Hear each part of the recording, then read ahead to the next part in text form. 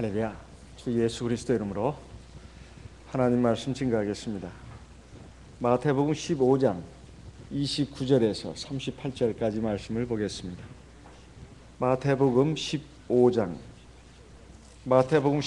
29절부터 38절까지 말씀을 봉독하겠습니다. 마태복음 15장 29절.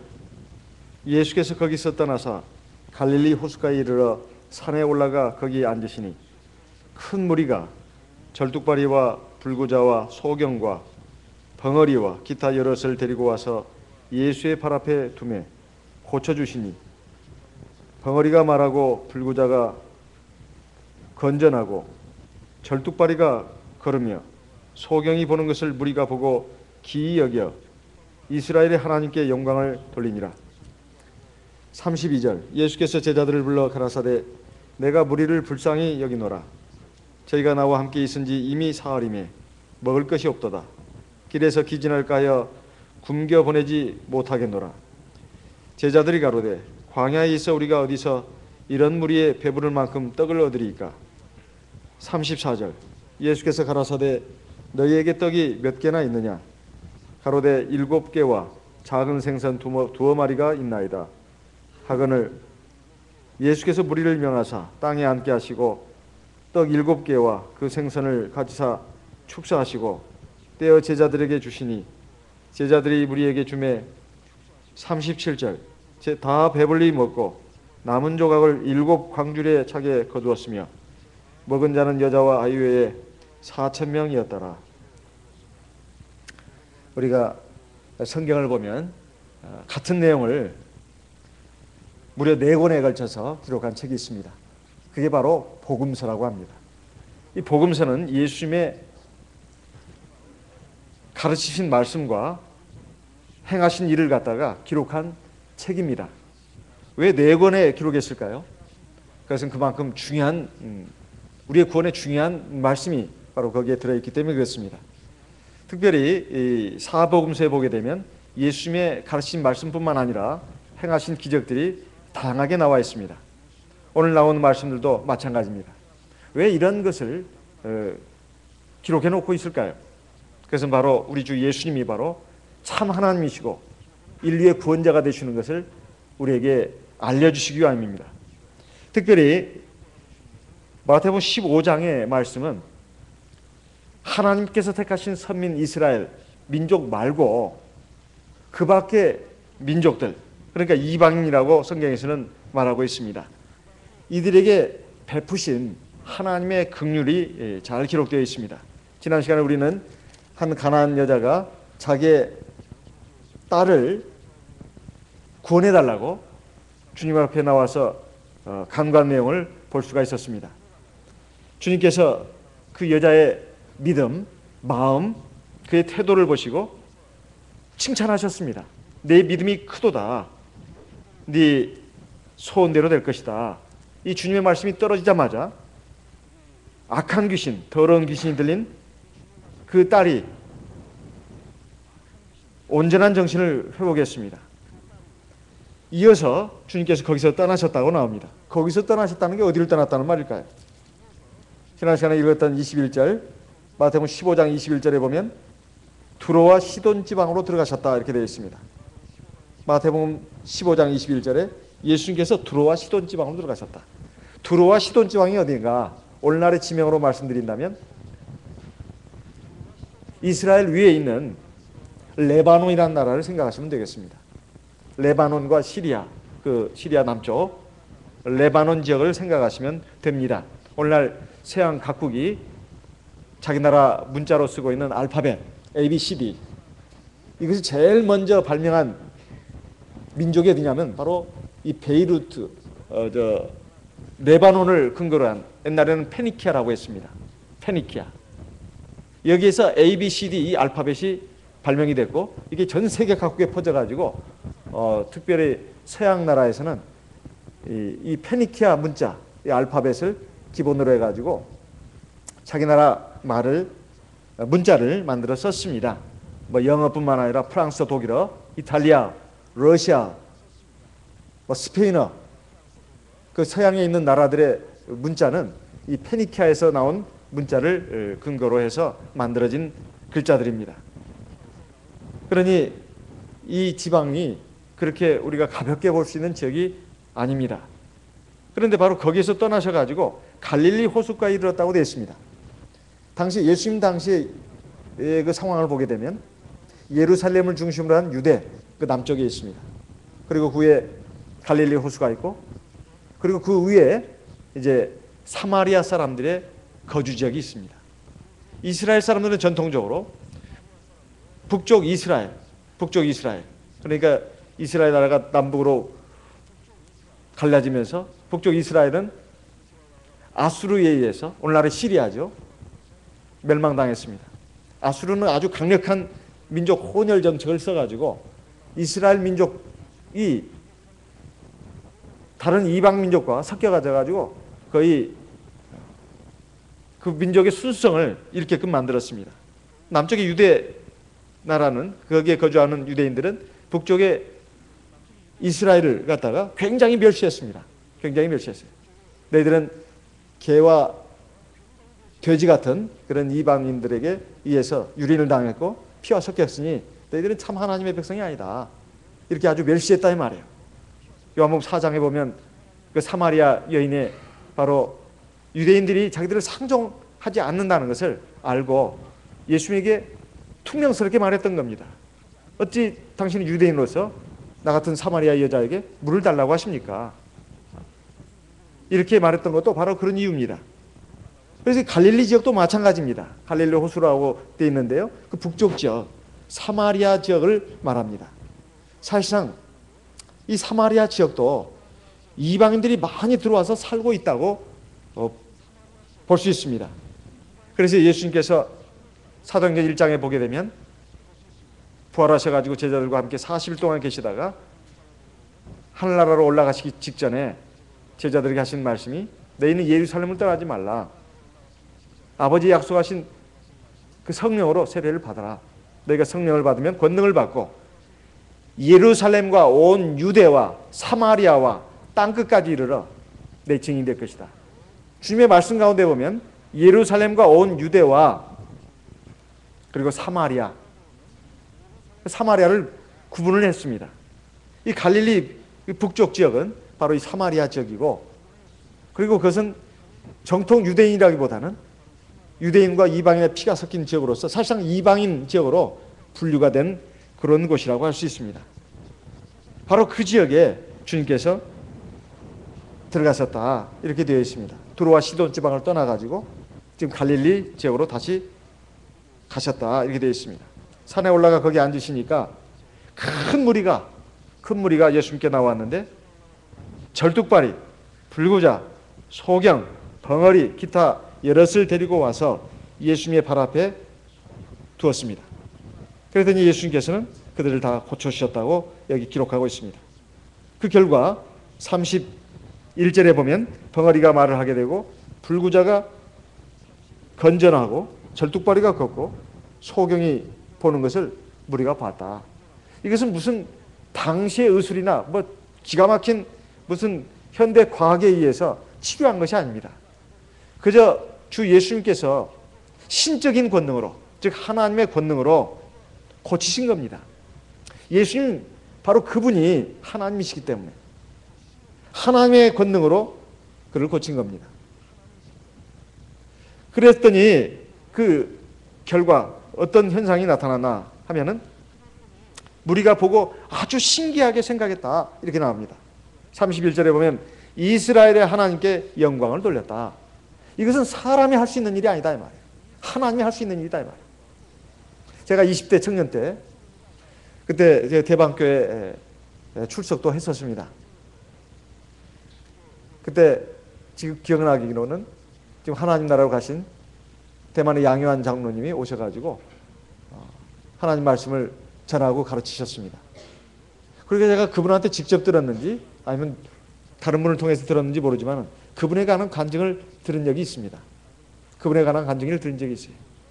그분의 부인 되시는 분, 그렇게 사모님이죠. 양요한 목자님 사모님. 양요한 목자님으로서는 처가 집안입니다. 처가 집안이 대단한 집안이라는 얘기를 들었어요. 장인어른도 의사고 처남도 의사라고 했습니다. 그런데 본래 하나님 믿는 사람들이 아니었다는 겁니다. 그리고 동네 사람들도 마찬가지였습니다. 양요한 장로님의 처가 쪽에 있는 그 고을이 하나님 믿는 그런 고을이 아니었다 이 말이에요. 근데 우리 참예수계 복음이 전파가 됐습니다. 그래가지고 거기에 우리 교회가 서게 됐는데, 양요한 장로님의 처제, 나중에 처제가 됐습니다. 처제가 그 고을에서 뭐 호수가 있었는데 물놀이 하다가 그냥 빠져서 죽었습니다. 죽었어요. 이것을 본 양요한 장로님의 장인어른, 처남, 절망을 했어요. 아무리 자기들이 의사지만은 이미 죽은 사람의 목숨을 살릴 수는 없는 겁니다. 그런데 참여숙의 전도자와 신도들이 가가지고 그 물에 빠진 그 처녀를 건져내가지고 둘러싸고 기도를 했습니다. 기도를 했어요. 기도를 했더니 그 처녀가 살아났습니다. 살아났어요. 이것을 본 양요한 장로님의 장인어른, 그리고 처남, 아주 지금까지 극단적인 무신론자였습니다. 하나님이 어디 있냐고. 기독교의 신은 그 인간이 만들어내는 신이다. 그건 거짓말이다. 이렇게 생각하고 살아왔던 그런 무신론자들이 그 완전히 깨졌습니다. 그래서 절대적 하나님이 살아계시는구나. 하나님이 안 계신다면 어떻게 우리 죽은 딸이, 내 여동생이 살아날 수가 있느냐.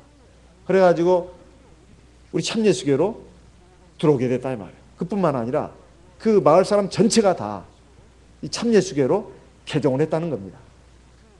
그래서 우리 참예수교 역사에 하나의 그 귀중한 산 역사의 페이지로 기록되어 있습니다. 그리고 양요한 목자님 자신도 20살 무렵에 목자로 헌신해가지고 폐병이 아주 심했습니다. 이렇게 기침 한번 할 때마다 한 움큼씩의 피가 막 쏟아져 나왔는데, 그래서 참 자기가 하나님의 종으로서 이렇게 몸의 병을 갖고 있으니 너무 괴로웠습니다. 육신적으로 괴로운 것은 말할 것도 없군요. 정신적으로 영적으로 너무 힘들었다 이 말이에요. 신도들 보기에 덕이 안 된다 이 말이에요. 어떻게 하나님의 일을 하는 하나님의 일꾼이 저렇게 몸에 병이 있는가. 그것이 누가 뭐라고 하지 않아도 자기 자신이 너무나 부끄럽게 생각됐다 이 말이에요. 정신적으로 너무 힘들었습니다. 그러기 위해서 기도도 했지만 이게 나을 줄을 몰라요. 그래서 어느 날 하나님 앞에 기도를 했습니다. 하나님, 이렇게 저를 고통을 당하게 하실 것 같으면 차라리 저를 데려가 주십시오. 데려가 주십시오. 하나님께 불영광이고 저도 하나님 일을 제대로 할 수가 없습니다. 그런데 그 양요한 목자님이 시편에 있는 한 구절을 보고 큰 감동을 받고 자기의 기도 내용을 바꿨다고 합니다. 내가 죽지 않고 살아서 하나님의 영광을 선포하리로다. 시편 118편에 있는 말씀을 본 순간 자기의 기도의 제목을 바꿨다. 그래서 하나님, 내가 더 살고 싶습니다. 저를 살려주십시오. 살려주신다면 제가 하나님의 일을 더 힘써 하겠습니다.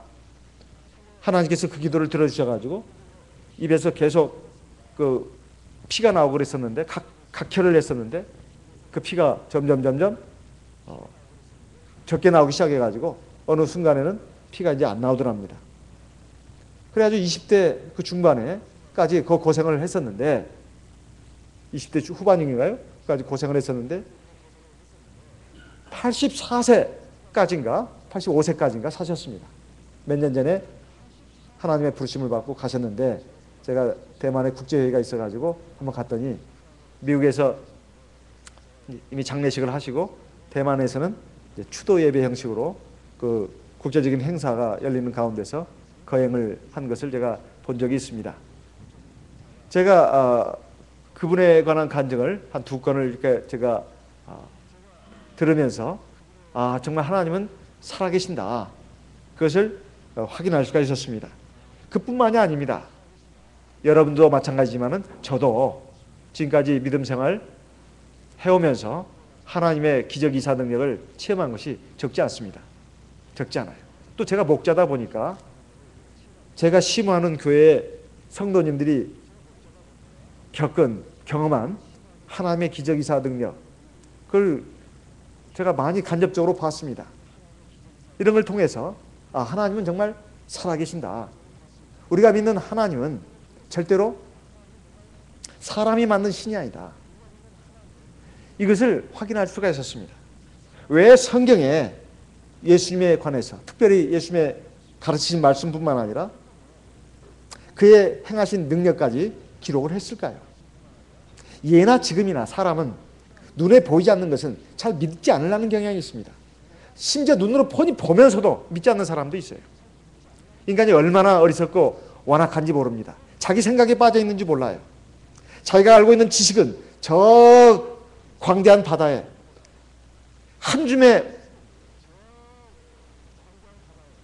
그 바닷가에 모래알 만큼도 못한데 어째 인간은 그렇게 자기가 알고 있는 지식에 대해서 확신을 갖고 있는지 모르겠습니다. 그리고 교만하고 어리석은지 몰라요. 여기에 주님의 행하신 기적은 비단 하나님이 택하신 선민뿐만 아니라 이방인들에게 향하신 것이라는 것을 알 수가 있습니다. 특별히 32절부터 보게 되면 오병이어의 기적과 유사한 기적이 나옵니다. 어떤 사람들은 말하기를 사복음서에 공통적으로 기록되어 있는 오병이어의 기적이 여기에 다른 식으로 한 번 더 기술한 것이다, 이렇게 말하기도 합니다. 그런데 마태복음 14장에 보면 오병이어 기적이 나옵니다. 이것은 마태복음 15장입니다. 마태복음 15장의 15절로부터 21절에 보면 오병이어의 기적이 나옵니다. 이것은 유대인들에게 행하신 기적입니다. 유대인들에게 행하신 기적이에요. 남자만 5,000명이나 됐다고 했습니다. 거기에 배불리 먹은 사람이 여자와 아이를 빼고 남자만 5,000명이 됐고, 20절에 보면 마태복음 14장 20절에 다 배불리 먹고 남은 조각을 12바구니에 차게 거두었다. 남은 조각이 12바구니라고 나옵니다. 12 baskets. 영어 성경에 보면 그렇게 나옵니다. 12 baskets. 그런데 오늘 우리가 읽은 마태복음 15장에 32절로 38절까지 보게 되면 이것도 오병이어의 기적이 아니라 칠병이어의 기적입니다. 떡이 5개 그리고 작은 생선 2마리니까 오병이어가 아닙니다. 칠병이어예요. 칠병이어. 그리고 다 배불리 먹고 남은 조각을 7 광주리에 거두었다고 나옵니다. 마태복음 14장의 오병이어의 기적은 12바구니입니다. 그런데 여기 남은 조각은 7 광주리예요. 바구니하고 광주리는 차이가 있을까요? 차이가 있습니다. 바구니는 작은 겁니다. 작은 용기예요. 광주리는 바구니보다 더 큰 것을 광주리라고 합니다. 영어 성경에도 보면 7 large baskets라고 나옵니다. large라는 말이 붙어요. 그리고 학자들의 연구 결과에 의하면 마태복음 14장에 나오는 12바구니, 이 바구니는 주로 유대인들이 사용하는 그런 용기였다고 말합니다. 제가 확인할 길은 없습니다. 여기 광주리는 주로 이방인들이 사용했던 그런 물건을 담는 그런 기구로 도구로 썼다고 합니다. 어쨌든 오병이어의 기적은 사복음서에 다 기록이 되어 있는데 칠병이어의 기적은 마태복음과 마가복음에만 기록되어 있습니다. 오늘 마태복음 15장에 기록되어 있지만은 이 똑같은 사적이 마가복음 8장에도 기록이 되어 있습니다. 마가복음 8장 1절로 10절에 기록되어 있다. 이 칠병이어의 기적은 이방인들에게 베푸신 기적이라고 공통적으로 말하고 있습니다. 공통적으로 말하고 있어요. 과연 그럴까요? 주님의 말씀을 보게 되면 주님의 말씀 가운데도 그것이 나와 있습니다. 마태복음 16장 9절 10절 말씀을 보겠습니다. 마태복음 16장 9절 10절 같이 읽어보겠습니다. 마태복음 16장 9절 10절 같이 읽어보겠습니다. 너희가 아직도 깨닫지 못하느냐? 떡 5개로 5,000명을 먹이고 죽은 것이 몇 바구니며 10절 떡 7개로 4,000명을 먹이고 주운 것이 몇 강줄이던 것을 기억지 못하느냐. 자, 그러니까 오병이어의 기적을 여기서 다시 한번 다른 방식으로 서술을 해놨다. 이것은 틀린 이론이라는 걸 알 수가 있지 않습니까? 예수님이 직접 말씀하셨잖아요. 제자들이 너희가 바리새인들의 누룩을 조심하라, 주의해라 그러니까 아이고 우리가 떡을 안 가져왔나 보다. 예수님께서 아니 누룩을 조심하라고 주님은 지금 교훈하고 있는데 제자들은 거기에 대한 생각을 하는 것이 아니라 차 오늘 우리 떡이 남았었는데 떡을 안 가져왔네 세상에. 그러니까 주님께서 제자들을 책망하시면서 하신 말씀이 너희가 어찌하여 떡이 없으므로 염려하고 그것 때문에 의논하느냐. 그러면서 주님께서 하신 말씀이 너희가 아직도 깨닫지 못하느냐. 떡 5개로 5,000명을 먹고 주운 것이 몇 바구니냐. 그리고 떡 7개로 4,000명을 먹이고 주운 것이 몇 광줄이냐. 너희가 아직도 깨닫지 못하느냐. 이 말씀을 보게 되면 오늘 나오는 7병이의 기적은 5병이의 기적과는 다른 기적이었다는 것을 알 수가 있습니다. 근데 참 희한합니다. 여기에 내용을 쭉 읽어보면 오병이어의 기적과 너무 비슷한 내용으로 되어 있습니다. 너무 비슷한 내용으로 되어 있어요. 무리를 불쌍히 여기셨다는 것, 주님께서. 이들이 지금 너무나 기진맥진해가지고 막 쓰러지려고 한다. 지금 저희들이 나와 함께 있은 지 이미 사흘이나 됐지만 먹을 것이 이제 없구나. 길을 가다가 기진맥진해가지고 쓰러질까 염려된다. 굶겨보낼 수가 없다. 이건 오병이어의 기적 때도 마찬가지였습니다. 그런데 30절에 보면 똑같은 또 말씀이 나옵니다. 제자들이 말합니다. 광야에 있어 우리가 어디서 이런 무리에 배부를 만큼 떡을 얻으리까? 그래서 저도 이게 잠깐 혼동을 했습니다. 예전에 초기에는 이건 오병이어의 기적을 갖다가 여기서 또 다시 한번 기록한 거 아닐까? 근데 왜 떡 개수가 이렇게 다르나? 생선 마리수는 똑같은데. 이런 생각이 들었단 말이에요. 근데 그 다음에 읽어보니까 이건 별개의 기적 이사구나. 그걸 알았습니다. 근데 참 희한하죠? 예수님과 제자들의 문답 내용이 거의 비슷합니다. 예수님께서 가라사대 너에게 떡이 몇 개나 있느냐? 가로되 7개입니다. 작은 생선 2마리가 있습니다. 떡 개수만 차이가 납니다. 예수님이 또 무리를 명해가지고 땅에 앉게 하십니다. 여기서부터는 갔습니다. 근데 그 앞에 너희가 이거 먹을 걸 줘야 되겠다. 이 많은 무리들을 우리가 어디서 떡을 구해가지고 배부를 만큼 먹일 수 있겠습니까? 이건 앞에 그거가 똑같단 말이에요. 그래서 여기서 제가 느낀 게 있습니다. 이게 참 이 제자들이 멍청한가. 제가 생각해 보니까 제자들만 멍청한 게 아니에요.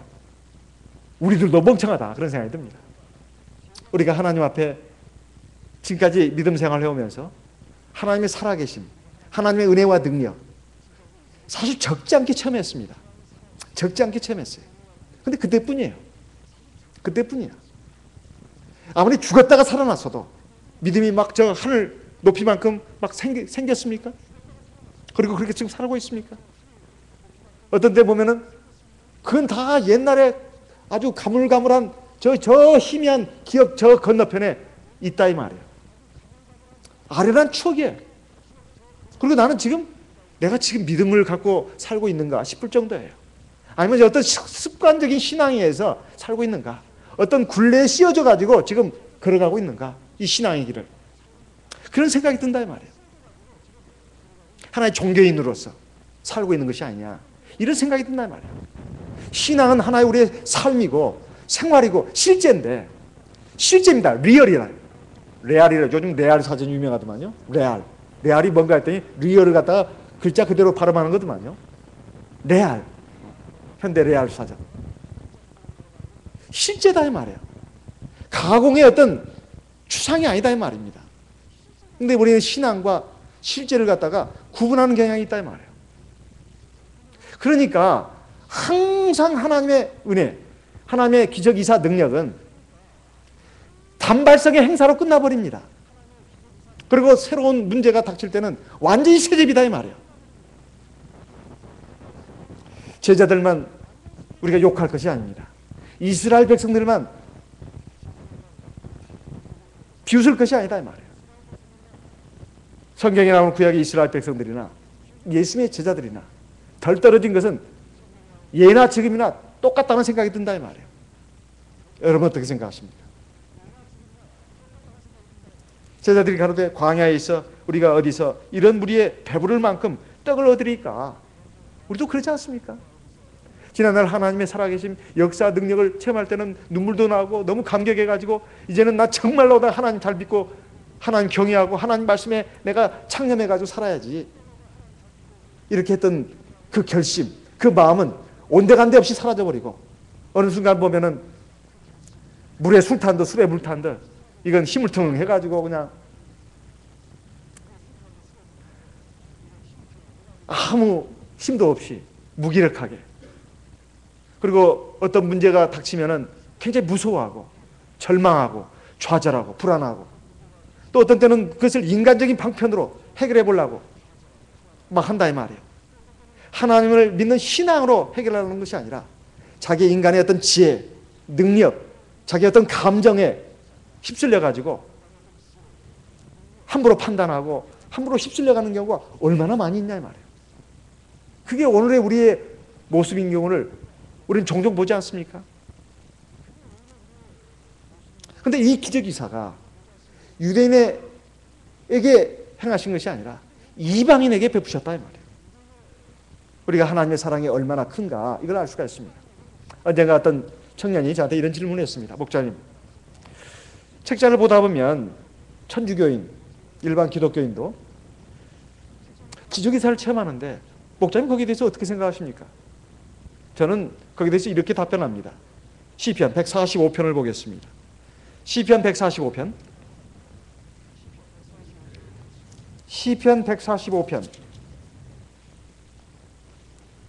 8절 9절 같이 한번 읽어보겠습니다. 시편 145편 8절 9절 같이 읽어보겠습니다.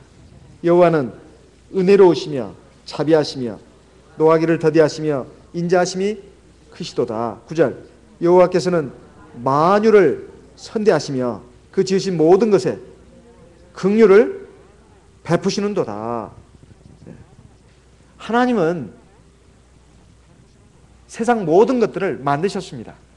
그리고 그 가운데 있는 사람을 다 만드셨다 이 말이에요. 이 세상의 모든 사람들, 그 생명은 다 하나님이 주신 겁니다. 14절부터 더 읽어보겠습니다.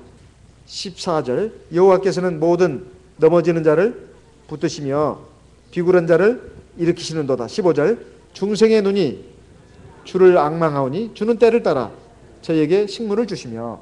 그래서 하나님은 하나님의 택하신 백성들 뿐만 아니라 하나님이 구원하신 성도들 뿐만 아니라 세상의 모든 사람들에게 은혜를 베푸십니다. 제가 하나님이라면 저는 중동의 아랍 사람들 은혜 안 베풀 것 같아요. 엉뚱한 길로 가니까. 또 불교도들 은혜 안 베풀 것 같습니다. 그런데 참 신기하게도 에서의 후손이라고 할 수 있는 중동 아랍 민족들, 이스마엘의 후손이라고 할 수 있는 중동 아랍 민족들, 이스라엘 땅에는 석유 한 방울이 나지 않는데 그들 땅에는 그냥 황금 노다지가 다 묻혀 있지 않습니까? 석유 말이야. 석유. 그 자원만 가지고도 굶주리지 않고 사는 그런 나라로 만들어 주셨습니다. 그 모래 사막으로 그렇게 가득 덮여 있는 것 같아도 밑에는 그 엄청난 석유가 있기 때문에 무시할 수 없는 나라가 되지 않습니까? 그것도 하나님의 선민 이스라엘만 빼고는 다 석유가 난다 이 말이에요. 이스라엘은 하나님이 바로 젖가꿀입니다.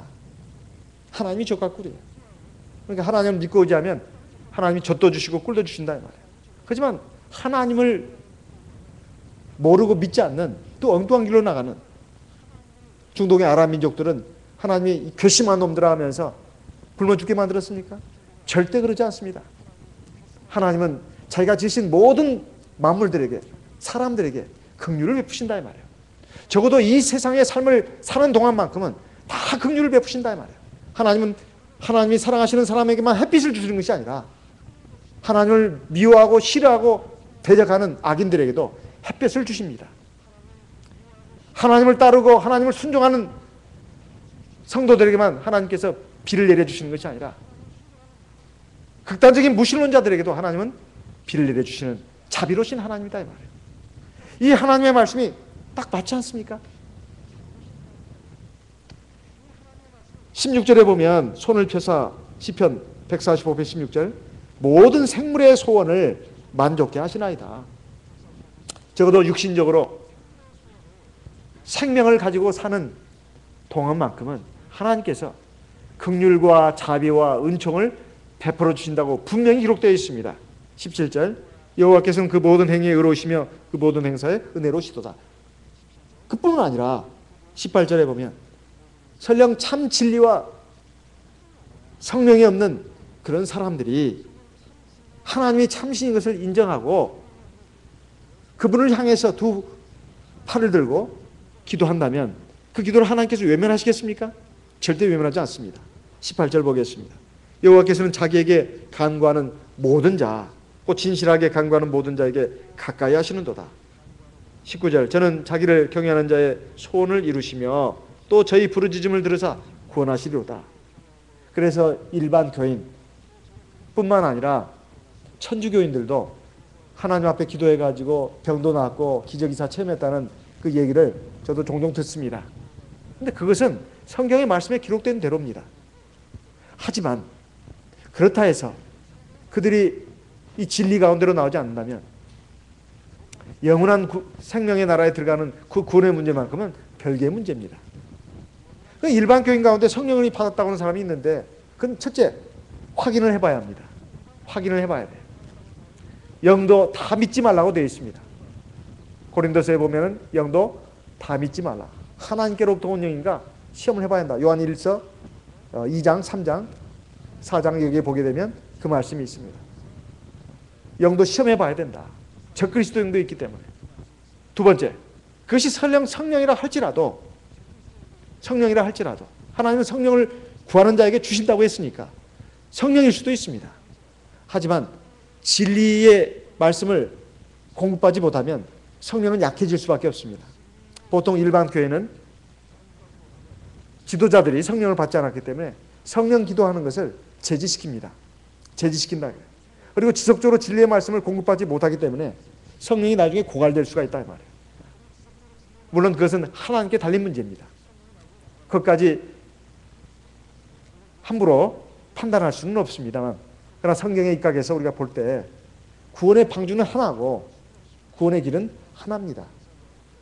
노아의 방주가 하나였듯이 주님의 몸된 교회도 하나입니다.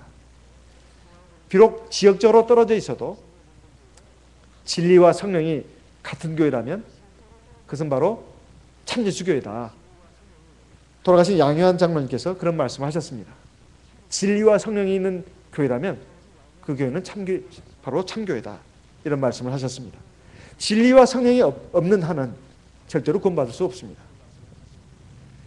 자, 그래서 오늘 나오는 말씀을 보게 되면 우리 주님께서는 이방인들에게도 긍휼과 자비를 베풀어 주신 걸 알 수 있고 이것이 장차 하나님의 구원이 하나님의 선민 이스라엘 민족뿐만 아니라 온 세계 인류를 향해서 펼쳐질 것을 말씀하신 겁니다.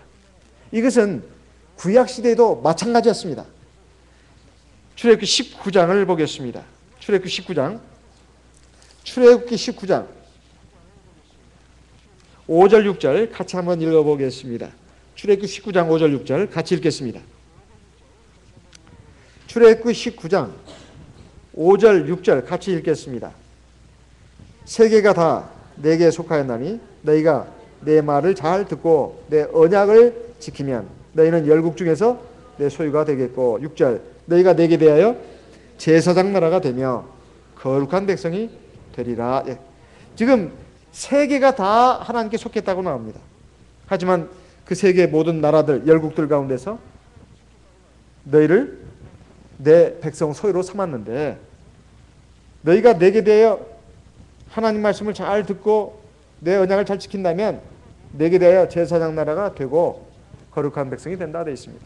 제사장 나라는 이스라엘 민족 전체가 다 제사장 나라가 된다는 것입니다. 제사장은 제사를 주관하는 사람입니다. 이스라엘 민족 전체가 제사를 주관하는 사람이 된다는 거예요. 그러면 일반 백성이 있어야 할 거 아닙니까? 세상 나라가 바로 이 제사장 나라인 이스라엘 민족을 중심으로 해가지고 참 하나님께로 나와서 구원을 받아야 된다는 것입니다. 그러니까 이스라엘 백성을 제사장으로 삼은 것은 이스라엘 민족에게 하나님께서 사명을 주신 겁니다. 사명을. 너희만 잘 믿고 하나님을 잘 섬겨가지고 너희만 구원받아라. 그게 아닙니다. 이스라엘 민족을 택해가지고 제사장 나라로 삼아서 전 세계 모든 민족들로 하여금 해, 달, 별 이걸 신으로 섬긴다거나 사람을 조상신으로 섬긴다거나 아니면 짐승을 신으로 섬긴다거나 이 헛된 우상을 다 버리고 하나님만이 참 신이고 하나님께 드리는 제사만이 참 제사라는 것을 알려라. 이런 사명을 하나님께서 이스라엘 민족에게 주셨다는 것입니다. 오늘날도 마찬가지입니다. 베드로전서 2장 5절 말씀을 보겠습니다. 베드로전서 2장 5절 같이 읽어보겠습니다. 베드로전서 2장 5절 같이 읽어보겠습니다. 베드로전서 2장 5절 같이 읽겠습니다. 너희도 산 돌같이 신령한 집으로 세워지고 예수 그리스도로 말미암아 하나님이 기쁘게 받으실 신령한 제사를 드릴 거룩한 제사장이 될지니라. 너희가 누구예요? 바로 신약시대 물과 성령으로 거듭난 성도들을 말하는 겁니다. 너희도 하나님 앞에 거룩하고 신령한 제사를 드릴 제사장이 되라. 그럼 그것으로 끝나는가? 끝나지 않습니다. 9절 베드로전서 2장 9절 말씀도 같이 읽겠습니다. 오직 너희는 택하신 족속이요 왕같은 제사장들이요 거룩한 나라요 그의 소유된 백성이니 이는 너희를 어두운 데서 불러내어 그의 기이한 빛에 들어가게 하신 자의 아름다운 덕을 선전하게 하려 하심이라. 선전이 뭐예요? 오늘날로 말하면 전도예요. 전도. 우리가 바로 하나님 앞에 영적인 유대의 민족이 됐습니다. 선민이 됐어요. 이걸로 끝나는 게 아니다. 신약시대 선민은 물과 성령으로 거듭난 하나님의 백성들입니다. 우리에게 주어진 사명은 구약시대 선민에게 주어진 사명과 똑같습니다. 우리만 잘 믿고 잘 섬겨가지고 구원받으면 된다는 게 아니라 세상의 많은 나라 민족들에게 하나님의 구원의 복음을 전하라는 것입니다. 이것이 바로 우리의 사명입니다. 저나 여러분이나 본래 우리가 이방인들이었습니다. 저도 이방인이었습니다. 제가 중학교 때 우리 교회 성도님의 그걸 만나지 못했다면 저는 이 참 예수가 있는지도 몰랐을 겁니다. 그리고 이 참 구원의 진리가 여기 있는 줄을 저는 몰랐을 겁니다. 근데 하나님께서 인도하셔가지고 그분을 만났기 때문에 제가 참 하나님을 알게 됐고 이 참 구원의 진리와 성령이 이 교회에 있는 것을 알고 이렇게 들어와서 구원받은 게 아니겠습니까? 여기 상당수가 다 마찬가지입니다. 아니 전부 다 그렇잖아요. 물론 믿음의 자녀로 태어난 그런 우리 신도분들은 잘 모르겠습니다. 하지만 거의 다 이방인들이지 않았습니까? 원래부터 무슨 우리가 선민이었냐 이 말이에요. 계속 우리가 나만 지금 구원받으면 되고 내 구원에만 만족한다면 우리는 계속 이렇게 갈 수밖에 없고 결국 촛대로 옮길지도 모릅니다. 우리의 사명을 감당하지 못하면 촛대가 옮길 수도 있다 이 말이에요.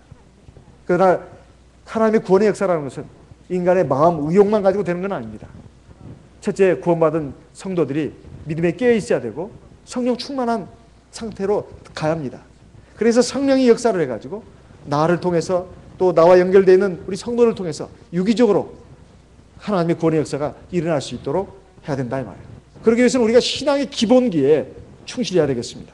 신앙의 기본기. 우리가 먼저 하나님 앞에 신령한 제사를 드릴 제사장이 된다면 하나님의 구원의 역사도 자연스럽게 그리고 왕성하게 일어날 걸로 믿습니다. 오늘 주님께서 이방인을 향해서 베푸신 긍휼이 바로 오늘 우리에게 사실 이루어진 겁니다. 너희가 성령을 받으면 권능을 받고 예루살렘과 온 유대와 사마리아와 땅끝까지 이르러 내 증인이 될 것이다. 사도행전 1장 8절에 있는 말씀인가요? 그 말씀이 역사가 지금 1917년 하나님의 참 구원의 복음이 이 땅에 다시 시작되면서부터 지금은 이제 한 100여 년 가까운 지금 세월이 흐르고 있습니다. 이제 얼마나 많은 시간이 세상 끝날까지 남아있는지 모르겠습니다. 우리 인생의 종말이 언제까지 남아있는지 모르겠습니다. 내 삶의 목표, 이상, 가치, 이것을 갖다가 정말로 누가 다 뺏어갈 수 없는 그 아름다운 목표, 고귀한 인생의 꿈을 세우고 우리가 다 같이 거기를 향해서 나가는 저와 여러분 되시기를 바랍니다. 거룩하고 복된 안식일이 되어서 하나님 앞에 힘먹고 또 우리에게 주어지는 한 주일을 힘차게 살 수 있는 그런 하루가 되기를 바랍니다. 우리 다 같이 나와 내 가정을 위해서 기도하고 우리 교회를 위해서 기도하겠습니다. 또 시간 되신다면 이 나라 이민족을 위해서도 같이 기도해 주시기 바랍니다. 다 같이 합심해서 기도하겠습니다.